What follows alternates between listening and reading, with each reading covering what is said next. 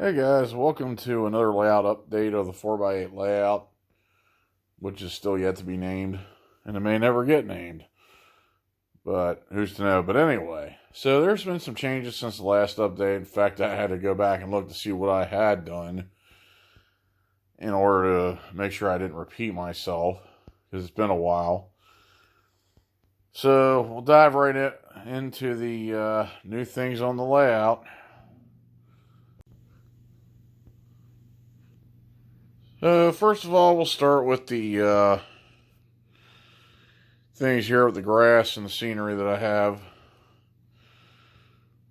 That wasn't on the last update as far as I know. So this is all totally new for you guys watching. Yeah, get a little closer. This is static grass. Got a couple of dead logs here, but still needs a few little things. And I'd like to put some trees in here eventually. And the track needs to be ballasted yet. Eventually get around to it. I got another piece of foam there on the corner for another hillside, which is yet to be scenic. And how I do my scenery is actually interesting. It's something I learned off a YouTuber that does O-scale. And I paint my base black. I don't know if you can really see it, make that out too well, but I paint it black and then I just put the scenery over it. It actually does a pretty good job. I know a lot of guys like to use a beige color or an earth color, but this is actually more effective because it tones down the brightness a little bit. That's one thing I discovered when I did this, was it actually makes it a little more neutral. And if you ever look at like theaters, like if you ever go to like a play or a musical, a lot of the stages are actually black because it helps the audience see the details a little bit better. So I find that actually is a better stage trick than I realized. And if anybody knows, like, the philosophy of model trains is they're actually a theater act, whereas the trains are the actors and the scenery is the buildings and the cars and people and that kind of stuff. Focus that a little bit better. So let's move back over here. I got a new building here that I made. Originally I was going to do an update with this building and it never ended up panning out. And I still have yet to paint the roof and put the stone on there for the drainage. I got a pack back here of rooftop vents and the paint for it. And, you know, you guys saw the video with that recently. I need to find a better place to park some of this stuff, but... And I also got these tracks here. They weren't finished on the last update, so... At least got them done this time. Finally got around to it. I got a better roll of solder, actually, because the roll I tried to use before were all just cheapos, and they never did anything right, so this time I finally got it.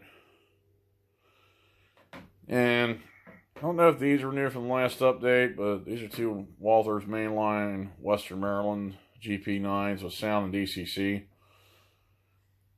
You guys are looking for a budget, and you don't want to spend, you know, the $300, which I think is a little excessive myself, but, you know, it is what it is. It's just, you know, if you ever look at the prices of like back in the 70s, 80s and stuff, it actually is comparable to today.